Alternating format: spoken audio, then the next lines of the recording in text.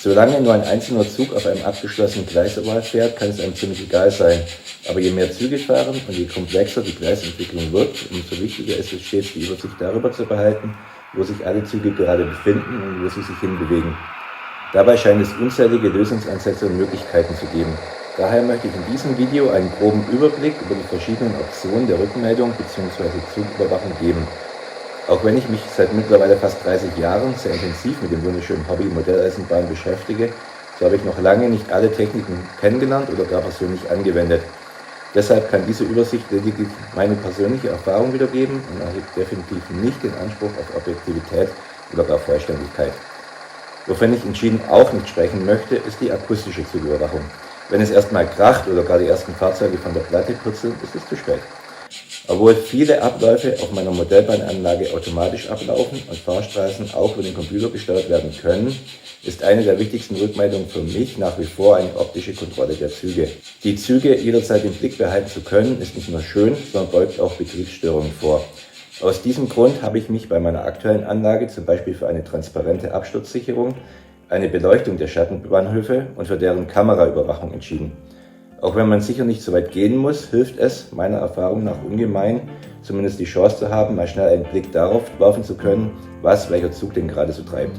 Um ebenfalls schnell und einfach einen Überblick über den Standort von Zügen zu bekommen, können Belegmelder helfen.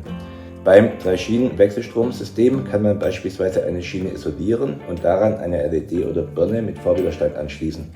Schließt nun eine leitende Achse die beiden Schienen kurz, so leuchtet das Lämpchen und man sieht beispielsweise auf einem Schaltpult, wo welches Gleis gerade besetzt ist. Eine andere Lösung sind Schaltgleise, die Marklin anbietet, die beim Überfahren eines Triebfahrzeugs mit einem Schleifer einen Stromimpuls geben.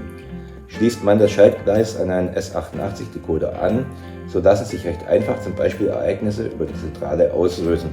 So nach dem Motto, nun ist der Zug an dieser Stelle, dann werden folgende Weichen oder Signale geschaltet und ein anderer Zug fährt los. Mit Schaltgleisen lässt sich sogar die Richtung eines Zuges feststellen. Schwierig wird es, wenn es in einem Zugverband mehr als einen Schleifer gibt.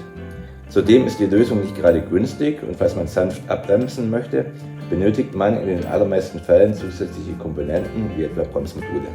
Eine sehr ähnliche Lösung ist es, Riedkontakte im Gleisbereich zu verbauen.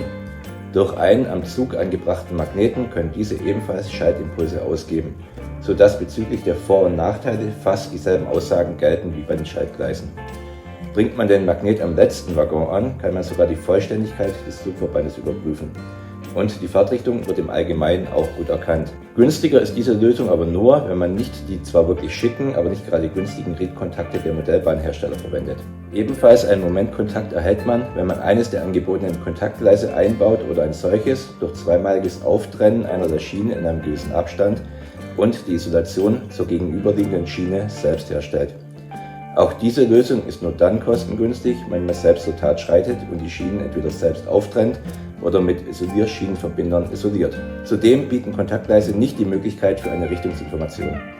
Alle die bisher genannten Optionen eignen sich, nach meiner Meinung, gut, um eine Automatisierung anhand von Ereignissen einfach in einer Zentrale zu realisieren. Ein völlig anderer Ansatz ist der, ganze Gleisbereiche zu überwachen.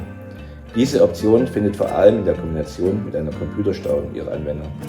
Die Steuerungssoftware erfährt, wann ein Zug in einen Gleisbereich einfährt und wie lange der Bereich besetzt ist. Damit wird auch ein einzelner, abgehängter und liegen gebliebener Waggon als nach wie vor belegt erkannt. In Verbindung mit der Aussage, wie lang der überwachte Bereich genau ist und dank eingemessener Triebfahrzeuge, das heißt, wenn die Software weiß, wie schnell welches Fahrzeug bei welcher Fahrstufe fährt, ist ein sanftes Anfahren oder Abbremsen und ein Halt genau an einem Signal, in der Mitte des Bahnsteigs oder wo auch immer man das möchte, ohne zusätzliche Komponenten und ohne weitere Umbauten der Gleise flexibel möglich. Weitere Lösungen für eine Rückmeldung oder Zugüberwachung blende ich hier als Liste mit ein. Da ich diese aber überwiegend nicht persönlich kenne, erspare ich mir und euch jede weiteren Erklärungsversuche dazu.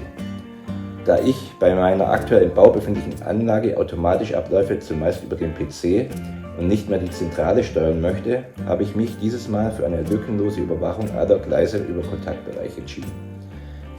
Bei K-Gleisweichen sind die beiden Schienen elektrisch getrennt, deshalb ist dieser Ansatz bei meiner Anlage gut möglich, während es bei einer C- oder M-Gleisanlage sehr viel schwieriger oder gar nicht zu realisieren wäre.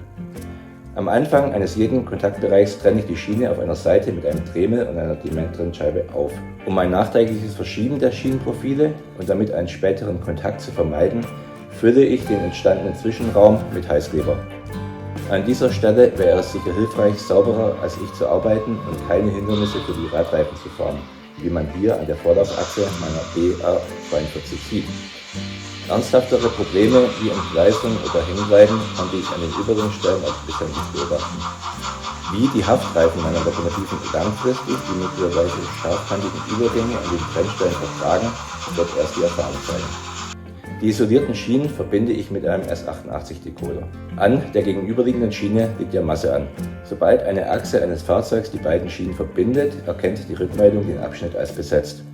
Da in dieser Konstellation lediglich an einer Schiene Masse anliegt, könnte es bei kurzen Triebfahrzeugen mit wenigen Achsen oder vielen Haftreifen zu Kontaktproblemen kommen.